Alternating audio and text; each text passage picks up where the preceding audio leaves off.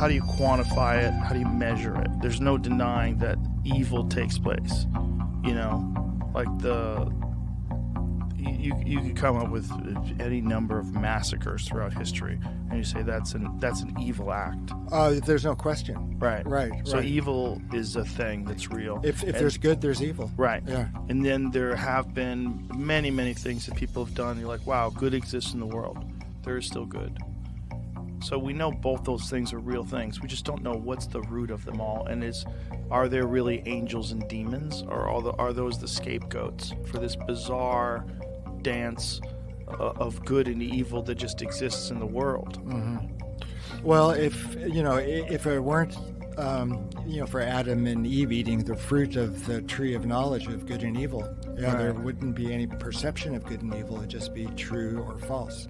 Which is the reason that Adam and Eve were expelled from the garden, because in the beginning it was they were living in a world of either truth or falsehood. You're right. And after eating the fruit of the difference between good and evil, they became opinionated. Oh, that's good, I like it. That's bad, I don't like it. But the issue of true or false got became muddled. Yeah. And they no longer were fit inhabitants of the Garden of Eden, paradise. That was a crazy movie because it was a great movie, but it seemed like there was resistance to that movie. Oh yeah, no, there was, which I thought was very strange. There was like Hollywood resistance to that movie. Like people didn't like that you were making it. It seemed like there was a lot of opposition to it, and I don't know. I think if you ever hit on that subject matter, you're gonna get people going, because of course it's big subject matter, and it's like and my contention is, when I was making it was like, you're making this film and the idea was that we're all responsible for this, that his sacrifice was for all mankind, and that for all our ills and all the things in our fallen nature, it was a redemption. So, and I believe that, I actually am, I was born into a Catholic family. I'm very Christian in my beliefs, So I do actually believe this stuff to the full. Because of this claim that they say they saw Jesus resurrected. Like there's something different that goes on there, that they're like, this is a miracle, right? Dead people don't usually rise from the dead. So what is your personal belief when it comes to the resurrection? What do you think happened? Do you have a belief, or do you just try to interpret the text and try to see what is the message? Well, I think, so as a historian, I do think it is a historical question. You have a guy who objectively lived, he objectively died, and then individuals close to his inner circle claim that they see him not dead. Right. Again. This is a highly unusual activity. Highly unusual. Right. So, but it's hard when you're dealing with illiterate populations, you're dealing with thousands of years of time, you're dealing with an oral tradition, and then you have us sitting here talking about it in 2024, trying to figure it at the end of 2024, trying to figure this out. Literally the end. Yeah. Last couple of days. It's very difficult for anybody who thinks of themselves as an intelligent person who's secular to even entertain the possibility that someone died and come back to life. And I get that, but we've already talked about the fact that we don't think that the only thing that exists is matter and motion. We as in you and I, right? Like, we believe that there's something else going on in this world that's a little bit crazy. There's something else. And that to, I think, exclude that, I think excludes something that you're kind of putting blinders on for. And you do have, I mean, you're right in terms of all of these ancient conventions and the ways that things were spread around. But the Gospels are written in the lifetime of the eyewitnesses. And they're written in this period of time where you have groups of individuals who could have fact-checked those things. That's very admirable, but I think for some people it represents bonding of the community. And you could have concerts and lectures and book clubs. And I think when they get together and they talk about all the values that Jesus proposed, if Jesus is the higher power, it gives them this sort of, again, moral scaffolding to live their life. Yes. Well, Jesus would probably on the whole provide a fairly good moral scaffolding. Not totally, but Right. he was ahead of his time anyway. So you do think he was a real person? Most of the scholars I've talked to say he probably was. The evidence is not great, of course, but I think I don't think it's that big a deal, actually, because a wandering preacher called Yeshua or Yehoshua would it not be surprising? I mean, it's a common name, right? And there are plenty of wandering preachers. What would be very surprising would be if he raised Lazarus from the dead and walked on water and turned water into wine. And that, of course, did not happen. Well, why couldn't people just drink water either? Why did they have to drink wine? He's trying to get people drunk? Like, what's that all Well, about? that's a separate question. But I think the point I'm making is that it's a very big difference to say, did he exist? And maybe he did, maybe he didn't. Who cares, really? Or that's very different from saying that a miracle worker who really did do miracles rather than conjuring tricks existed. How many people saw his body, right? Well, Paul says that 400 people saw him all at once. 400 people saw the crucifixion? No, saw the resurrected Jesus. Yeah, 1 Corinthians 15, Paul says that Jesus appeared to the disciples, and then he appeared to 400 people all at once. I mean, if we read the Gospel of Luke and the Gospel of Luke and Acts, so same author wrote these both documents, he says that Jesus was walking around teaching them for 40 days after he was resurrected from the dead. And so these are written within a time period when you have people who would have seen Jesus' ministry, who were there, say, at something like the feeding of the 5,000, who could have been able to verify or debunk some of these things that are being said. And you go from a bunch of scared guys who, because Jesus wasn't the only messianic figure who arose and claimed to be the Messiah. Right. There were a number of individuals both prior to and after Jesus, but they die and the movement dies with them. Christianity is the one religion that you're allowed to disparage. Yeah. Christianity is the one religion where people, all these progressive, open-minded, leftist people, they'll embrace all these different religions until it comes to Christianity.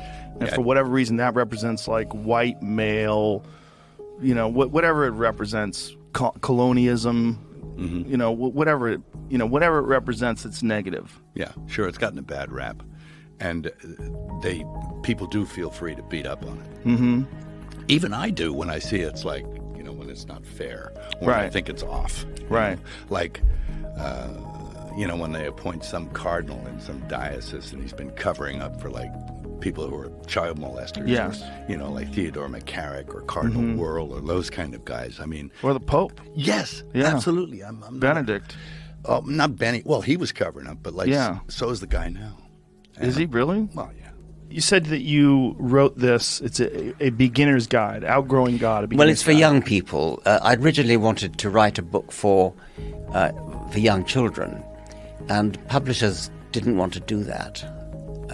So they kept pushing the age range up, and so it stabilized at about 15. But I think 14. The first chapter has been read by one 10-year-old of my acquaintance. He loved it. And I think, but really I'm hoping it'll be read by people of all ages. There's one thing that does happen to some people that are indoctrinated very young, that the experience is so negative to them that they rebel.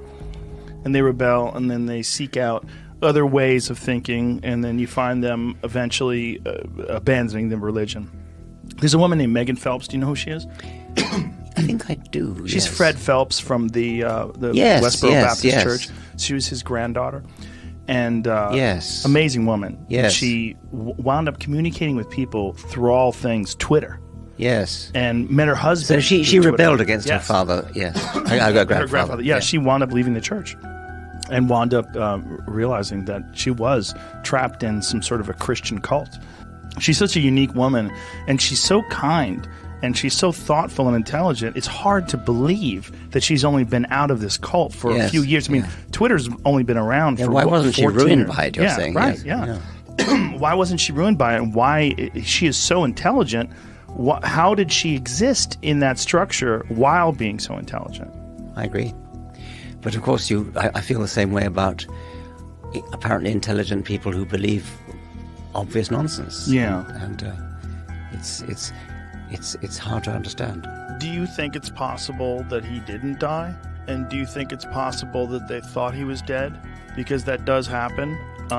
There was actually a case very recently where a guy was about to be harvested for organs. They thought he was dead, and this guy started moving again and came back to life. It's a very, very bizarre case because his family had been told that he was going to be harvested for organs. They were preparing for that. Yeah. This guy comes back. Yeah, I mean, we know a lot about Roman crucifixion, and we know brutal. that, and we know that they did their job well. Yeah. And so, in fact, if you look at, say, very skeptical biblical scholars, like non-believing, atheist, agnostic Christian scholars, they will say if we can know anything about Jesus, like they'll cast a doubt on a lot of the things that we read about in the Gospels in terms of the actual historical Jesus of Nazareth. They'll say one thing we can be sure of is that he died by crucifixion under Pontius Pilate. Because we have not just multiple attested documents that we refer to as the New Testament, but Roman and Greek and Jewish writers refer to that claim afterwards and talk about the fact that you have this guy, and it's mocked within earliest Christianity. So one of our earliest, in fact, not one of, the earliest depiction of Jesus on the cross is called the Alexamenos Graphido. And it's probably from the end of the 1st century.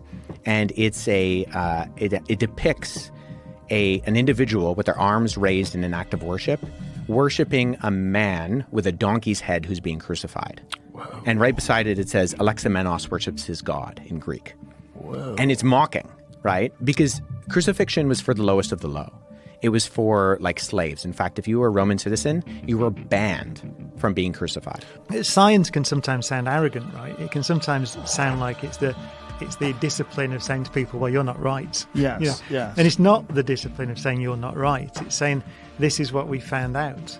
Yeah. So I like to say that it provides a framework within which, if you want to philosophize or you want to do theology or you want to ask these deep questions about why we're here, you have to operate within that framework because it's just an observational framework. Yes. So everything we've said is stuff we've discovered. It's not stuff that someone made up, right? We understand nuclear physics. We can build nuclear reactors, for example. So we understand the physics of stars. So we understand that the stars built the carbon and oxygen, and we know how they did it. We can see it because, as I said before, if you look far out into the universe, you're looking way back in time. And as you look back in time, you see less carbon and less oxygen. So we have a direct observation that in the earliest universe, there wasn't any because we can see it. And now we see that there is some, and we know how it was made. So I think it's important to be humble when you're talking about science. And you're not saying this is the way that it is. I mean, you are in a sense, but it's not able to answer ultimate questions at the moment. It's not able to answer even whether the universe had a beginning or not. We don't even know that. It's interesting. We know a lot about crucifixion, but crucifixion was seen as so disgusting.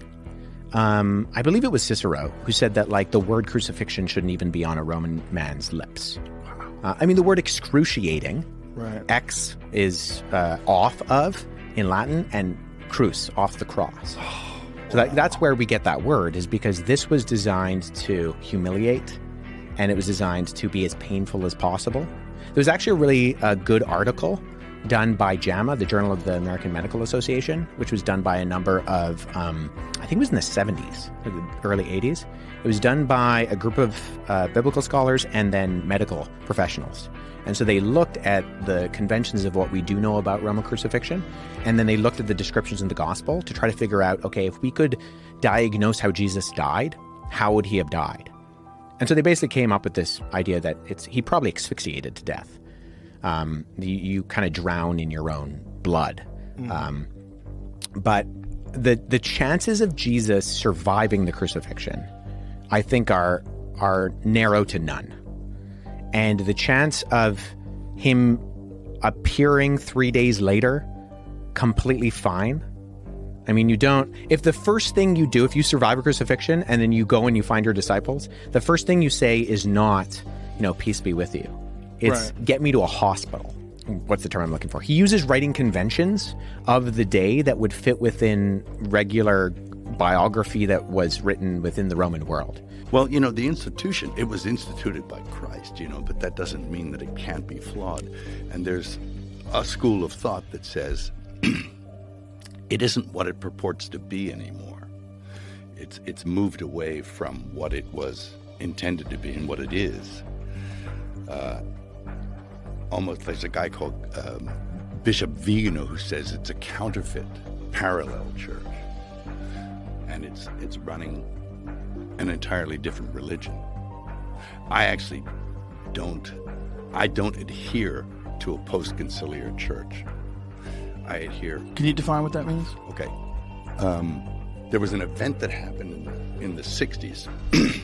First, there was an event in the Vatican where they elected John the 23rd Pope, right, in 1958. I was 2 years old, right?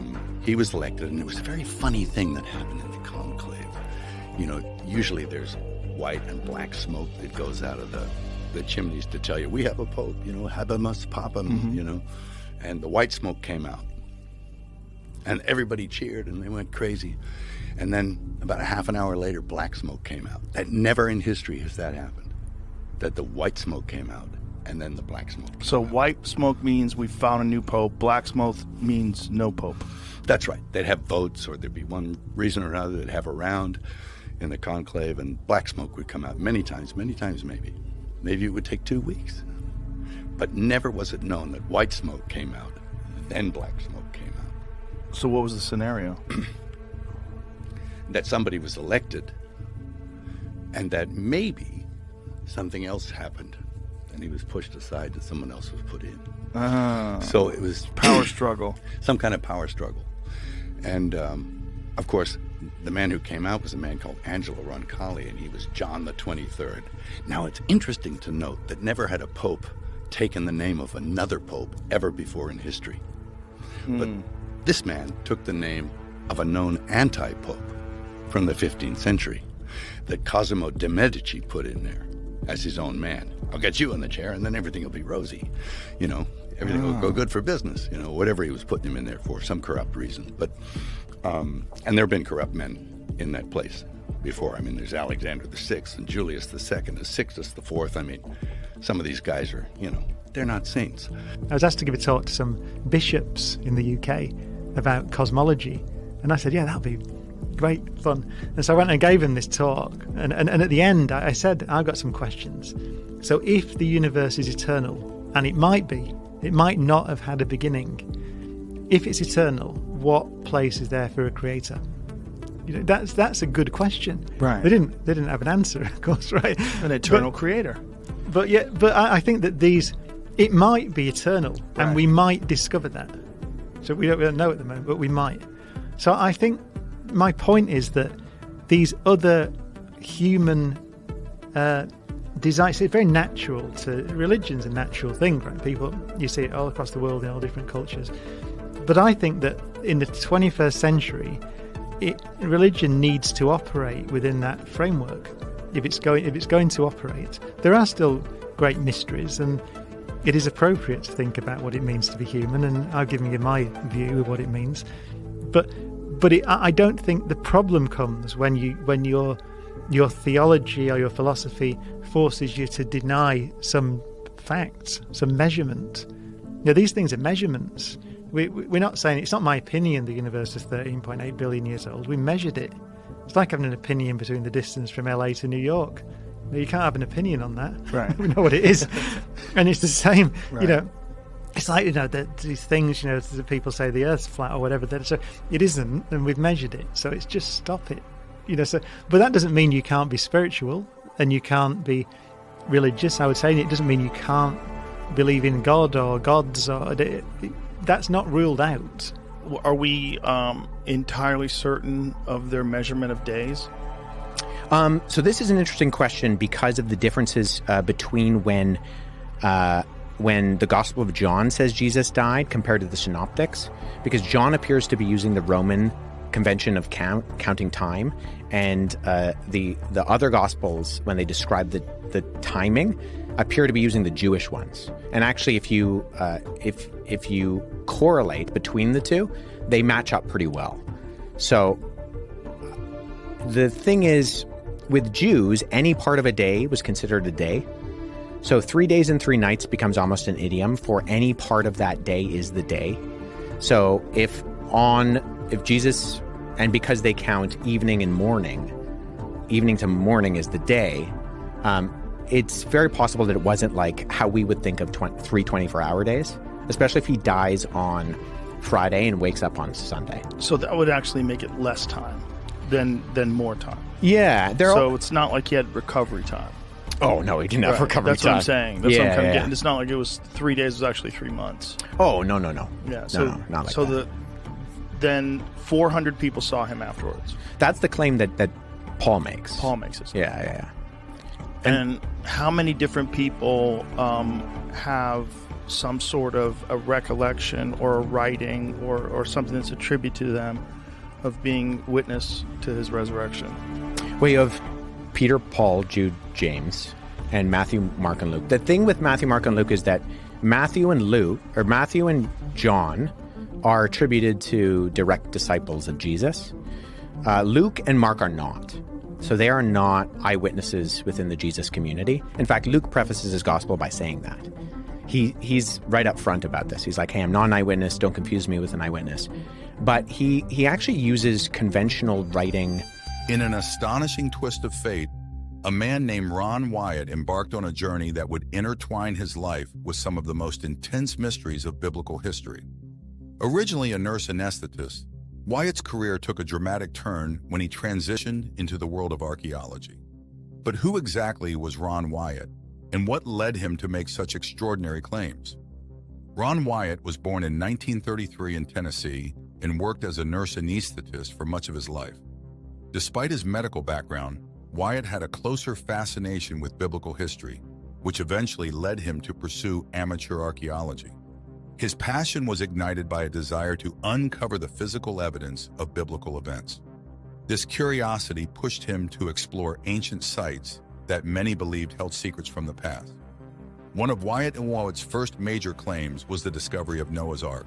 In the late 1970s, he announced that he had found the remains of the Ark on Mount Ararat in Turkey. This claim was met with significant skepticism from the scientific community, as it lacked substantial evidence in peer-reviewed research. Yet Wyatt's assertions did not end there. He went on to claim the discovery of the true location of Mount Sinai, the site of the Israelites, crossing of the Red Sea, and even the remains of Sodom and Gomorrah. Each of these discoveries stirred controversy and debate, as many archaeologists and historians questioned the validity of his findings. Despite the criticism, Wyatt's work captured the imagination of many believers, who saw his discoveries as a validation of their faith. It was Wyatt's claim about finding the blood of Jesus Christ that truly propelled him into the spotlight. According to Wyatt, during an excavation beneath the site of the crucifixion at Golgotha, he discovered the Ark of the Covenant. This alone would have been a monumental find, but what he claimed next was even more astonishing. Wyatt stated that he found a dark, dried substance on the mercy seat of the Ark, which he believed to be the blood of Jesus Christ. The blood, he asserted, had trickled down through a crack in the rock caused by the earthquake at the time of Jesus' crucifixion. This discovery, if true, would have intense implications for both religious believers and the scientific community. The process of analyzing this blood was just as intriguing. Wyatt took the sample to a laboratory in Israel where it underwent various tests. The lab technicians reconstituted the blood and discovered something extraordinary. It had only 24 chromosomes, unlike the typical 46 found in human blood. This unusual chromosomal count suggested a divine origin, fueling further debate and fascination. But why has this discovery remained so contentious? What are the implications of finding such a significant artifact? And why has it sparked such intense debate? As we move more into Wyatt's findings and the reactions they provoked, we will uncover the layers of controversy and the terrible news that comes with it. The site of this groundbreaking discovery is none other than Golgotha, also known as the place of the skull. This historic location, situated just outside the old city walls of Jerusalem, is traditionally believed to be the site of Jesus Christ's crucifixion. Nearby is the Garden Tomb, another significant biblical site, which has long been a focal point for Christian pilgrims. It was Jeremiah's grotto, a lesser-known location in the northern region of Jerusalem, that played a crucial role in this discovery. Controversial archaeologist Ron Wyatt said he was led by the Holy Spirit to excavate here. During an excavation in the early 1980s, Wyatt claims to have discovered a system of underground tunnels and caverns. He made his incredible discovery in these secret passageways. Wyatt recounted discovering the Ark of the Covenant, the hallowed treasure that contained the 10 Commandments according to the Bible. But the discovery didn't stop there. Wyatt noticed a dark substance on the mercy seat of the Ark, which he believed to be dried blood. He followed a crack in the rock above the site and proposed that this blood had trickled down from the site of the crucifixion. Wyatt was convinced that this was the blood of Jesus Christ, shed during his crucifixion and preserved for nearly 2 millennia. This claim sent shockwaves through both the religious and archaeological communities. The process of confirming the discovery involved several steps. Wyatt took the blood sample to a laboratory in Israel where it underwent extensive testing.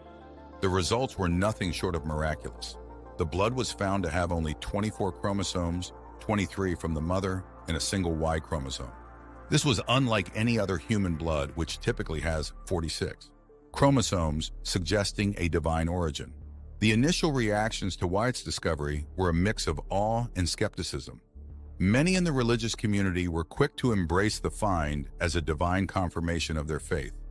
For them, this discovery was the ultimate proof of the biblical narrative. The scientific and archaeological communities were not as easily convinced. The lack of peer-reviewed documentation and independent verification led many experts to question the validity of Wyatt's claims.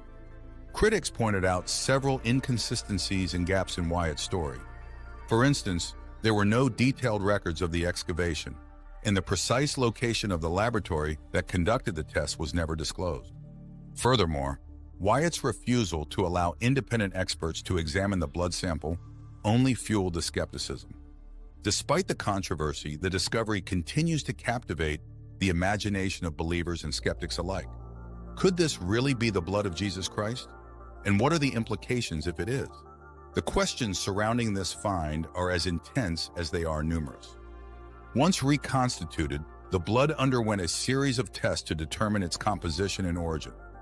The first shock came when the lab confirmed that the sample was indeed human blood. This was expected, but what came next was astonishing. The technicians proceeded to extract white blood cells and place them in a growth medium, keeping them at body temperature for another 48 hours. This step was highly unconventional, as dried blood is typically considered dead and incapable of cellular growth.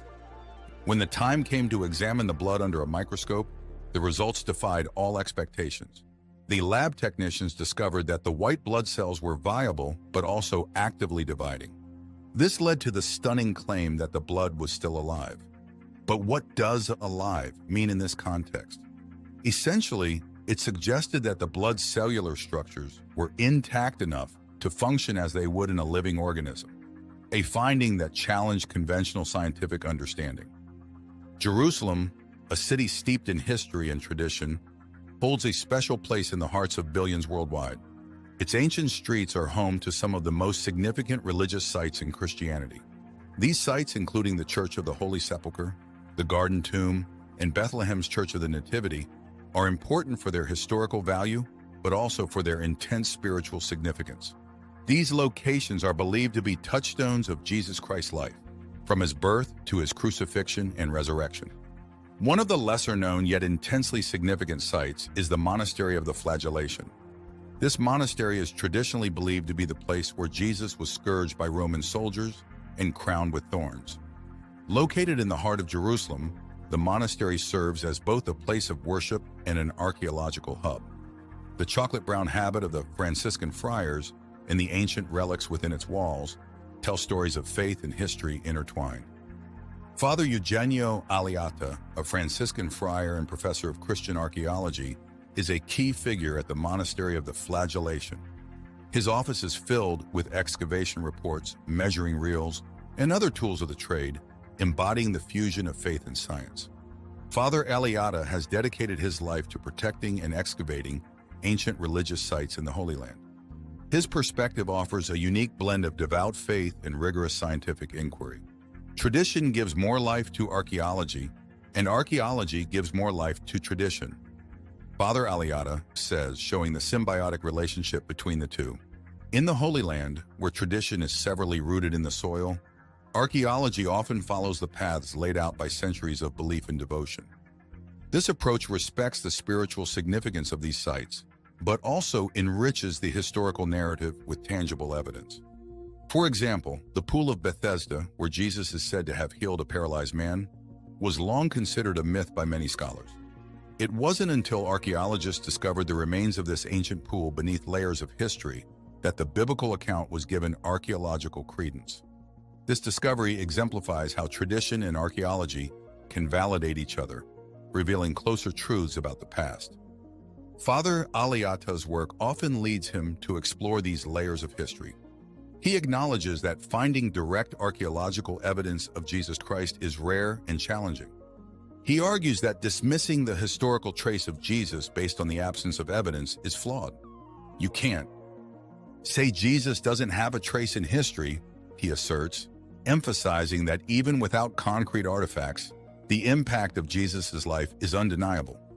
The role of tradition in guiding archaeological work cannot be overstated. Sites like the Garden Tomb and the Church of the Holy Sepulchre are revered for their historical claims, but for their ongoing spiritual significance to millions of pilgrims. These locations are living statements to the enduring power of faith and tradition. For many reasons, including this miracle, tourists flock to Jerusalem and Bethlehem from all over the world. These holy towns are historical sites and living embodiments of religion. Every year, thousands of people travel to Bethlehem, especially during the Christmas season, because it is widely thought to be the birthplace of Jesus. Many visitors travel to the Church of the Nativity, which has a silver star marking the site of Jesus' birth, in order to walk on sacred ground and have a highly spiritual experience. Similarly, Jerusalem holds a special place in the hearts of believers. Sites like the Via Dolorosa, the path believed to be walked by Jesus on his way to the crucifixion, and the Mount of Olives, where he prayed before his arrest, draw pilgrims seeking to walk in the footsteps of Christ. These pilgrimages are about visiting historical sites. They are spiritual journeys that renew and strengthen the faith of those who undertake them. The diversity of modern Christian practices is as vibrant as the faith itself. From the solemn processions of Catholic devotees in Spain to the exuberant gospel choirs of African American churches in the United States, Christianity manifests in myriad forms. In Indonesia, for example, Christians rise from their baptism in the Jordan River, wearing gowns depicting Jesus undergoing the same rite. This global tapestry of worship emphasizes how the faith that began as a small Jewish sect has grown into the world's largest and most diverse religion, with over 2 billion adherents. Yet despite this diversity, the core of Christian faith remains the same. The belief in Jesus Christ as the Son of God, his death and resurrection, forms the foundation that unites all Christians. This shared belief is what drives millions to embark on pilgrimages, seeking a closer connection with the divine. Pilgrimages to the Holy Land offer a unique opportunity to experience the biblical narratives firsthand. Walking through the ancient streets of Jerusalem, visiting the Sea of Galilee where Jesus performed miracles, and standing in the Garden of Gethsemane where he prayed, pilgrims find themselves immersed in the sacred history of their faith. These journeys often evoke intense emotional and spiritual responses, reinforcing the timeless relevance of the Christian story. But what makes these pilgrimages truly special is the sense of community they foster. People from different cultures and backgrounds come together, united by their faith. This unity is palpable during events like the Holy Fire Ceremony, where thousands of candles are lit from a single flame, symbolizing the light of Christ spreading across the world. It's a powerful reminder that despite the differences in practices and traditions, the essence of the faith remains universal. As we continue to see the modern expressions of ancient faith, it becomes clear that these practices are more than just rituals. They are intense declarations of belief, connecting the past with the present and believers with the divine. What other traditions and practices continue to inspire faith in today's world? How do these pilgrimages shape the lives of those who undertake them? Jesus of Nazareth, the figure at the heart of Christianity, spent his early years in the small village of Nazareth, situated in the rolling hills of Galilee. Archaeological excavations in Nazareth have revealed a modest agricultural community typical of the first century. The findings include simple stone houses, agricultural terraces, and ancient cisterns, painting a picture of a humble village life. These discoveries provide a backdrop for understanding the early environment that shaped Jesus. Just 3 miles from Nazareth lies Sepphoris, a bustling city that served as the Roman provincial capital of Galilee during Jesus' youth. Unlike the rural simplicity of Nazareth, Sepphoris was a hub of Greco-Roman culture, featuring grand buildings, theaters, and intricate mosaics. Archaeologists have unearthed extensive ruins, including a Roman villa adorned with the famous Mona Lisa of Galilee mosaic. This proximity to Sepphoris suggests that Jesus and his family were likely influenced by the broader cultural and economic activities of this significant urban center. The cultural and political landscape of Galilee during Jesus' time was complex and dynamic. Galilee was under Roman occupation, which imposed heavy taxes and strict controls on the local population. This environment of oppression and social unrest would have sincerely affected the communities living there. The Roman influence was evident in the infrastructure and administrative systems, but also in the cultural exchanges that occurred through trade and interaction. This setting provides crucial context for understanding Jesus' teachings and actions. Some scholars, like John Dominic Crossan, suggest that Jesus was a religious figure, but also a social revolutionary. Crossan, a prominent historian and theologian, argues that Jesus' message was inherently subversive, challenging the socio-political norms of his time. According to Crossan, Jesus advocated for a radical reordering of society based on principles of justice and compassion, directly opposing the oppressive Roman regime and the collaborating Jewish elite. Crossan's theories are supported by archaeological and textual evidence indicating that Jesus' message resonated with the marginalized and oppressed. His teachings emphasize the importance of caring for the poor and challenging the status quo, which aligns with the socio-economic conditions of Galilean society. The parables and actions of Jesus, such as dining with tax collectors and healing the sick, can be seen as acts of defiance against the established social order. The interplay between Galilean culture and Roman influence is further illustrated by the discovery of ritual baths and Jewish stone vessels in Sepphoris. These findings indicate a strong Jewish presence maintaining religious practices despite the pervasive Greco-Roman culture. This duality of cultural influences would have shaped Jesus' worldview, merging Jewish traditions with a critique of Roman imperialism. As we piece together the archaeological findings from Nazareth and Sepphoris, a more nuanced picture of Jesus' early life emerges. He was a product of a rural Jewish village, yet he was also exposed to the cosmopolitan environment of Sepphoris. This blend of influences likely contributed to the development of his revolutionary teachings and his ability to connect with diverse audiences.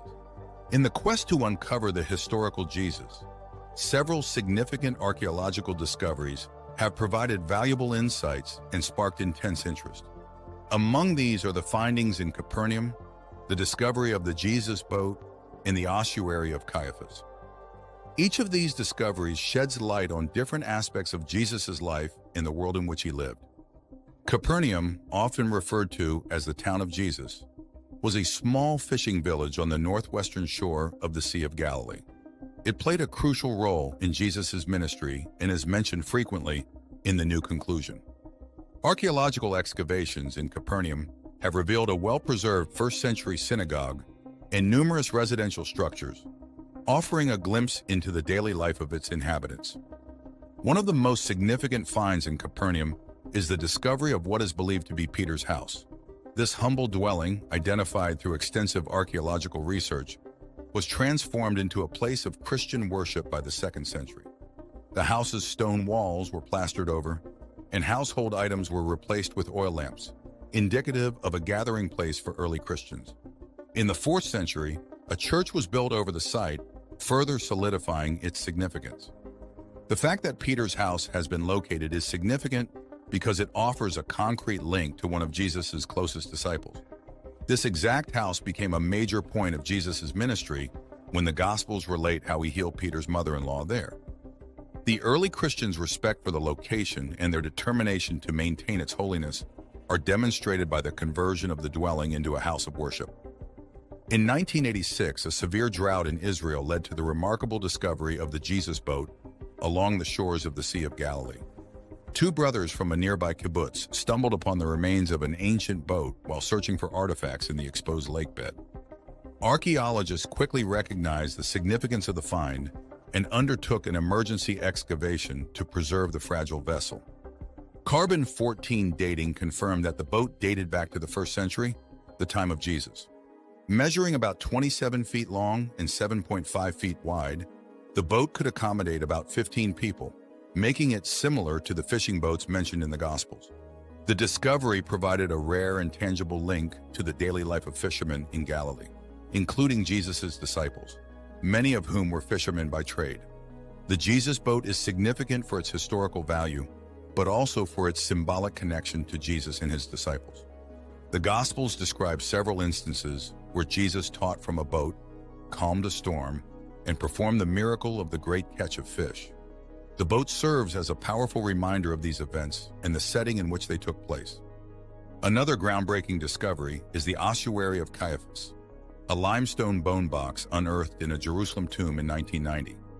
The ossuary is inscribed with the name Joseph, son of Caiaphas, identifying it as belonging to the high priest who played a significant role in the trial and crucifixion of Jesus. According to the Gospels, Caiaphas was the high priest who conspired to arrest Jesus and handed him over to the Roman authorities. Caiaphas's ossuary's discovery is noteworthy for a number of reasons. First of all, it bridges the gap between historical truth and biblical narrative by offering first-hand archaeological evidence of a significant character named in the 1st chapter of the Bible. It provides information about the socio-political climate and customs surrounding burial in 1st century Jerusalem. The ornately decorated ossuary reflects the high status of Caiaphas and his family. It serves as a poignant reminder of the historical context in which Jesus lived and the powerful figures who shaped the events leading to his crucifixion.